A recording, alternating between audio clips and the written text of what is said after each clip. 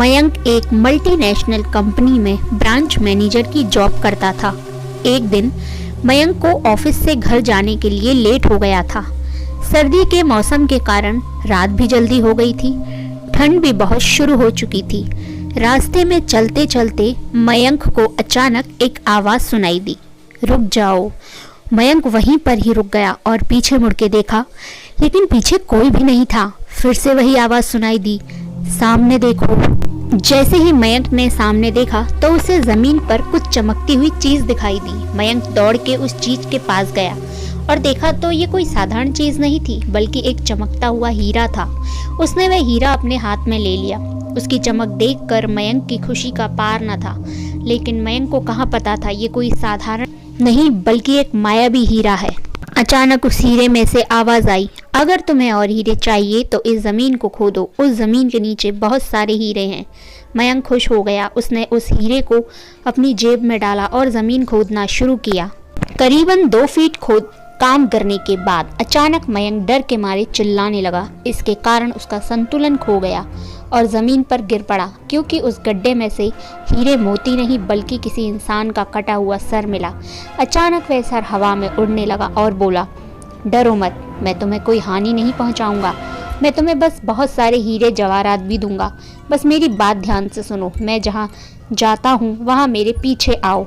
फिर वह सर हवा में उड़ा और जंगल की ओर बढ़ने लगा। करीबन 1 किलोमीटर चलने के बाद वह सिर रुक गया। मयंक भी रुक गया। फिर उस सिर ने मयंक से कहा, इस जमीन के भीतर बहुत सारे हीरे मोती जवाहरात छुपे हुए हैं। इस जमीन पर खोद काम शुरू करो।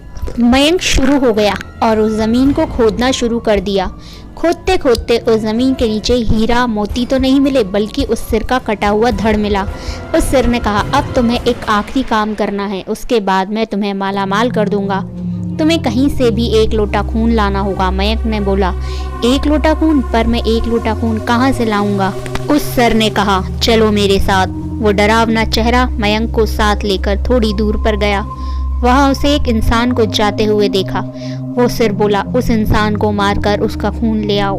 मयंक डर गया और बोला, नहीं नहीं, वह मुझसे नहीं होगा, मैं ये नहीं कर सकता। अगर तुमने ये काम नहीं किया तो मैं तुम्हें बहुत बड़ी मुसीबत में डाल दूंगा, फिर तुम्हारी पूरी जिंदगी नर्क बन जाएगी।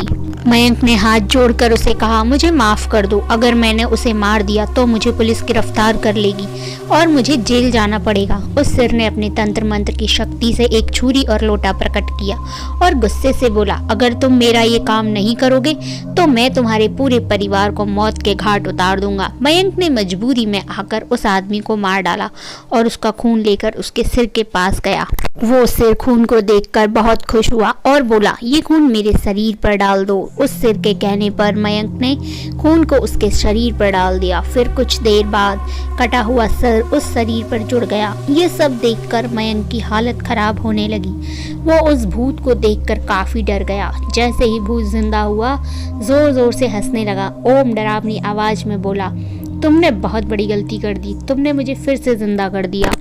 अब मैं सिर्फ तुम्हें ही नहीं बल्कि पूरे शहर को मौत के घाट उतार दूंगा। डर के मारे मयंक के मुंह से आवाज भी नहीं निकल रही थी। वो अपनी जान बचाने के लिए वहां से दौड़ा, लेकिन उस भूत ने छलांग लगाकर मयंक को जमीन पर गिरा दिया और बोला, मुझे बहुत भूख लगी है, अब मैं तुम्हारा मांस खाऊंगा। जैसे ही उस भूत ने मांस खाने के लिए आगे बढ़ा कि तुरंत ही उसका सिर धड़ से अलग हो गया। मयंक समझ नहीं पाया आखिर ये चमत्कार हुआ कैसे। जब मयंक ने पीछे मुड़कर देखा तो एक अघोरी बाबा खड़े थे। उस अघोरी बाबा ने कहा, अब तुम उस आदमी को मारकर उसका खून ले जा रहे थे, तभी मैंने देख लिया था और समझ गया कि कुछ तो बुरा होने वाला है, इसलिए मैं तुम्हारे पीछे पीछे यहाँ तक चला आया और मैंने अपनी मंत्र की शक्ति से उस भूत को फिर से मार दिया। अब तुम निश्चिंत होकर अपने घर जाओ, अब तुम पर कोई खतरा नहीं। आज भी मयंक उस बात को याद करता है तो उसकी रूह कांपने लगती है। दोस्तों, आपको ये कहानी कैसी लगी प्लीज़ हमें कमेंट करके ज़रूर बताएं और मेरे चैनल को सब्सक्राइब ज़रूर करें।